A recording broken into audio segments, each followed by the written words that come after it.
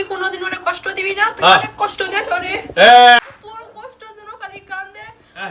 তুই অনেক কথা দে। কথা দে, আর তুমি কষ্ট দিবে না। হাত দে। কোনো মেয়ের সাথে কথা কবি না, কথা দে। কোনো মেয়ের লগে ফিনিশ করবি। এই যে তোর আসল গোবর কত বাইর করে লাইছে রে। করো কি করো তুমি না? ফ্যান বিরতি করে সত্য কথা। একবার বসলাম। এই যে করছে এই যে ও জানে। একবার না। ওরে অনেক কল করে কয়বার করে। এই যে শিকার হইছে না দোস্ত দাদা। ওকে আগে কথা দিবার কারণ যদি কোনো মেয়ের সাথে কথা বলে হ্যাঁ তাহলে ওই যে কষ্ট আমি আগে তার থেকে 3 গুণ কষ্ট আমি ওরে দিব। আপনাকে অসংখ্য ধন্যবাদ দাদা। আপনার এই বান্ধবীর কষ্ট দিয়ে যদি সে কোনো মেয়ের লগে কথা বলে তাহলে তার থেকে 10 গুণ কষ্ট আপনি কার দিবেন? ওকে আমি কি যে করব? ও বলা লাগবে না, ওরে ডাইরেক্ট আমরা মোদির কাছে পাঠিয়ে দিব, কোনো টেনশন নাই। ঠিক আছে সাদা। সাথে সাথে দেখছেন কটা ফেম করছে সব বাইরে গিয়ে লিখে দাদা।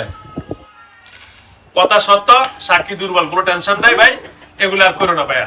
একটা মেয়ে স্বামীরে ভালোবাসে, কিন্তু জিনেরা কখন আক্রমণ করে জানো? যখন একটা মেয়ে স্বামীর কাছ থেকে আক্রান্ত হয় তখন ওরা ওই সুযোগটা অবলম্বন করে, ওই মেয়েটা কি মনে করে? অসহায় মনে করে। তখন এসে ওরা জায়গা মতন গাই মেরে ওরে ফ্যাম পিড়িতে জড়ে লাগে। কথা বুঝছো ভাইয়া? এটা আর করবা? শেষ সময় তোমার তো জুটি তো খারাপ না, দুজনই ভালো জুটি। এগুলো আর কষ্ট দিও না, আর ফ্যাম বৃদ্ধি করো না ভাই। গার্মেন্টস সেকশনে অনেক মেয়েরা আসবে, সুদূর ভাইয়া দুলা ভাই এই সন্না, আরে ভাইয়া কেমন লাগে? ভাগ্য ভালো যে সুন্দরীর মতো একটা বউ পাইছি। আরে সুবহানাল্লাহ রে।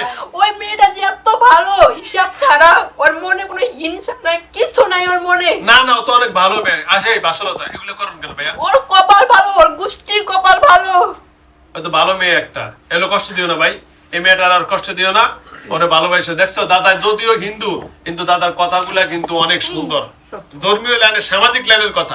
এটা কোনো ধর্মের কথা দরকার না, সামাজিক কথাও এটাই বলতে যে না, স্ত্রীকে সঠিক মূল্যায়ন করতে হবে। স্বামী স্বামী স্ত্রী ও কোনো মূল্যায়ন করে না।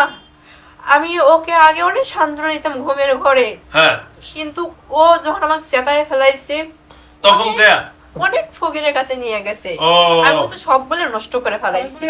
ফকিরের কাছে, 12টা ফকিরের কাছে নিছে। তখন আমি এর প্রতি সুন্দরের প্রতি একবার তৃপ্ত হয়ে গেছে যে আমি চুষে খেয়ে ফেলবো। ও রাগে রাগে দেখো। এর আগে যখন ওর এই বদমাইশ ছেলেটা ওকে অনেক কষ্ট দিত, ও নীরলে খালি কাঁদতে কাঁদতে ঘুমাইতো, ওকে আমি ঘুমের ঘরে সান্ত্বনা দিতাম। ও আপনি? হ্যাঁ, ও ঘুমের ঘরে সান্ত্বনা দিতাম। ধন্যবাদ দাদা। আপনার এখন আপনার ফ্যামিলি আমি পড়ে গেছি, বুঝছেন দাদা? আপনি মেয়ে হইলে কিন্তু সত্যি আমি আপনার বিয়ে করে নিতাম, কিন্তু আসলে আপনি পুরুষ তো আর বিয়ে করতে পারলাম না, এই জন্য আমার মনে অনেক দুঃখ দাদা, বুঝছেন দাদা? আপনি সঠিক কথা বলছেন দাদা, ধন্যবাদ আপনাকে। এই আপনার কষ্ট দিবেন সত্য কথা?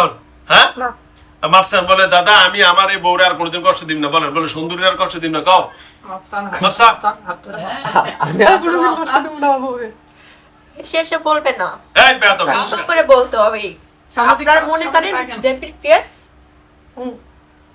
আপনাকে আমার ভালো করে চিনা হয়েছে। যখন আপনার মেয়েটা মারা যায়, মেয়েটাকে আপনি তো নষ্ট করছেন। ওর মেয়েকে আমি নষ্ট করিনি, এটা ভুয়া কথা। হ্যাঁ, এটা ভুয়া কথা। কেন আমি ফেরেশতা ছোড়াকে আমি নষ্ট করব? ওর রিজিক আপনার জন্য নষ্ট হয়েছে। মেয়েটার নিউমোনিয়া হয়েছিল, আপনি জানেন? জানি, আপনি নিজে শুনেন, আপনাদের দেশেও যে সরকারি যে ডাক্তার আছে ওখানে নিয়ে গেলেন, সুন্দরীও সাথে ছিল, পাশে কিন্তু আমিও ছিলাম। হ্যাঁ, আপনার মনে চলছিল যে ওখান থেকে নিয়ে আপনি মেডিকেলে নিয়ে যাবেন। আপনার যাওয়ার সময় একটা আমি ঘটনা ঘটিয়েছিলাম। কি ঘটনা করে একটা মুরগিরে আমি একবার করে ফেলেছি যাতে ওরা ওখানে না যায়। মুরগি মুরগি অ্যাক্সিডেন্ট হয়েছিল রাস্তায়, মেরে লেছে। হ্যাঁ, যাতে ওরা ওখানে না যায়। শুধু ওর কারণে, ওর মা ওর বউয়ের কারণে শরীরে চলে গেছে, শুধু ওর কারণে ও মারা গেছে, সোল্লা চলে গেছে। অথচ ওর বাপ মা সবাই বলে যে আমি নাকি ওর মেয়েকে ফেলে ফেলেছি। আপনি দুধ দিছে না? আমি নষ্ট যাক এ ফালতু ছাড়া কত জনের ভুয়া ফকিরের কাছে গিয়েছিলি তোরা? ও ভুয়া ফকির, 12টাই ভুয়া ফকির না? চিন্তা করছেন দাদা কিন্তু অনেক ভালো গো। না না না দাদা রে, ছাড়ুন ছাড়ুন ছাড়ুন। ওরা তা মানলো না, তা ওরা যাইতেই আছে। তারপর আমি গাড়ি অ্যাক্সিডেন্ট করাইলাম। আপনি? হ্যাঁ, এই সত্য এটা কথা, হয়তো ধরেন এই গাড়ি কি অ্যাক্সিডেন্ট করছে এটা সত্য? সত্যি? তাও মানে আমরা ওখানে ফকিরের কাছে গেছেন। আচ্ছা ধন্যবাদ দাদা। কি বললো? কি বললো? কি যেন বললো? বললো যে না মেডিকেলের পরিবেশটা ভালো না, বড় ডাক্তারের কাছে সরকারি নিয়ে medical যাও। না। আচ্ছা বড় ডাক্তারের কাছে নিয়ে, মেয়েটার ভেতরে মানে ওর মায়েরা হ্যাঁ। হয়ে যে এসেছে, একটা টাকা পয়সা দিত না, ও একটা টাকা। ওর মাও মানে পাতলা, মানে পানি ছিলেন হ্যাঁ পানি, হ্যাঁ ওই পানির সাথে সুজি গুলে, মানে দুধ দিতই না, খালি পানি খিলাইতো। পানি খিলে সোলটারে বাচ্চাটা একবার নিউমোনিয়া ধরাইছিল ওরে শুধু ওর কারণে। সুন্দরী আচ্ছা, একবার কয় মাস বয়সে মারা বলেছিল গেছে? যে চাকরি করবে না, আরে। কয়টা দিন পর চাকরি করবে। এই ছেলেটা ওকে বলতো যে বস থেকে খেতে মোটা হচ্ছিস, আমার মা রাহিমেক মানুষ করতে পারলে আমার মেয়ে মানুষ করতে পারবে না। এই যে তোমার অনেক ভুল ত্রুটি আছে রে ভাই, এ তোমার ভুলের কারণে 10 মাসের একটা ছেলে বা সন্তান মারা গেছে। অথচ ওর মা বাপ কয় কি এখন তো আমি বলে নষ্ট করে ফেলেছি। আমার নষ্ট করার দরকার ছিল যেদিন ওর সুন্দরী গেছে, তো 6 মাস ছিল, হ্যাঁ তা আমি নষ্ট করতে পারতাম না? পারতেন অবশ্যই। আমার বুকে ঘুমাইছে, হ্যাঁ আমি নষ্ট করতে পারতাম না? অবশ্যই তখন তোর মায়ের কাছে একটা তাবিজ ছিল না? না, তাবিজ ছিল। সুন্দর কথাই তো বলছে যে 6 মাস পর্যন্ত যদি মারতে পারতাম আমি মারে দিতাম। যেদিন 10 মাস বয়স হয়েছে। মানে কি ছেলে আটতে পারে? যেদিন হয়েছিল সেদিন তো তাহলে মারতে পারতাম, হ্যাঁ। যখন পেটে ছিল তখনই তো আমি তাহলে নষ্ট করতে পারতাম। আচ্ছা আচ্ছা আচ্ছা। না কেন আসলে আমরা আসলে জিনদের মনের ভাবটা বুঝি না, আমরা আমাদের স্বার্থটা আমার বুঝি। ওরা আমাকে জিতুরিয়েছে, একটার পর একটা ফকির ধরতেই আছে ধরতেই আছে ধরতেই আছে। আমিও দেখি তোরা কয়টা কয়টা ফকির ধরতে পারো। ধন্যবাদ। আচ্ছা দাদা, এখন আমার এখানে শেষ না শুরু কোন তো আপনি? আমি কি আপনার লোক কোনো বেয়াদবি করছি? না। আপনার লোক কোনো মার্কেটিং করছি? না ফকিরেরা যেগুলা করছে আমার এখানে এগুলা কিছু হচ্ছে? না, জোরে বল। কোনো ফকিরই আমাকে কোনো কষ্ট দেয় না, আমি কিছু কথা বলবো না। হ্যাঁ কেউ কষ্ট দেয় না, এটা মানে ফকিরগুলা মানে সঠিক না। সঠিক না। হ্যাঁ আচ্ছা, সঠিক। বুঝছি, ধন্যবাদ। আচ্ছা দাদা, আমি আপনাকে একটা কথা বলি, এখন আজকে থেকে আপনার সব মনের কথাগুলো আমি শুনছি না? হ্যাঁ। অবশ্যই যদি একরাম, না তোমার নাম একরাম, তার ইকরামুল। একরামুল তার স্ত্রীর সম্পূর্ণ একেবারে পরিপূর্ণ মূল্যায়ন করবে।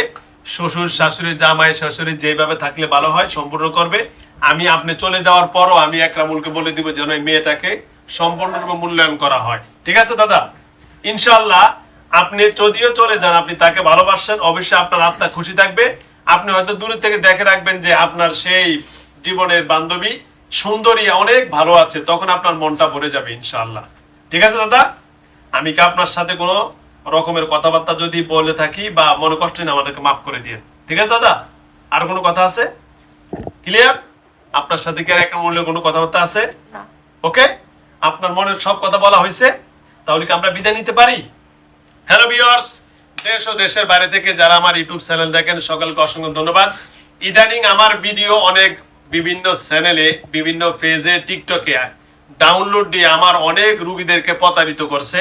সুতরাং আমি সকলের কাছে আকুল আবেদন রাখবো, অনুরোধ রাখবো, আমার যেই পেজের নাম এবং আমার পেজের নাম হলো মুফতি আবু বকর সিদ্দিক, আমার ইউটিউব চ্যানেলের নাম হলো আবু বকর ঢাকা ইভিজেড, আমার মোবাইল নাম্বার 01670657537, এটা আমার mobile number, imo number, WhatsApp number. আমার এই নম্বরে টেকিং করলে অথবা আমার নামের উপরে টেকিং করলে আপনারা জায়গার ঠিকানা পেয়ে যাবেন। এই ছাড়া অন্য কোনো মোবাইল নম্বর আমার কোনো ইউটিউবে ডাউনলোড দেওয়া নাই। অন্য কোনো নম্বর যদি থাকে তাহলে মনে করবেন এটা ফেক বাটপারের নম্বর। সুতরাং এই সকল জিনিস থেকে আপনারা সতর্ক হয়ে যাবেন। তার ভিতরে কয়েকটা চ্যানেলে বর্তমানে আমার ভিডিও ডাউনলোড দিয়ে মানুষের কাছ থেকে টাকা নিচ্ছে। 1 নম্বর কিশোরগঞ্জের নাসির না সালাম কিশোরগঞ্জ একটা আছে সালাম। আমরা অবশ্যই কি জানি কয় থানাতে একটা জিডি করেছি। আমরা গোপন সূত্র হঠাৎ করে একদিন হয়তো ধরে ফেলবো ইনশাআল্লাহ। আমরা ওদের নাম ঠিকানা বাড়ির ঠিকানা সব নিয়ে নিয়েছি, আমাদের লোকও ওদেরকে ওখানে চলে গেছে। আমরা এখন সুযোগ সন্ধানই করতেছি। আলহামদুলিল্লাহ অতীতে আমরা অনেকগুলা ধরছি, এরকম গোপন সন্ত্রাসে আমরা পুলিশদের সাথে আমরা কন্ট্যাক্ট করে এইভাবে তাদেরকে ধরিয়ে দিয়েছি।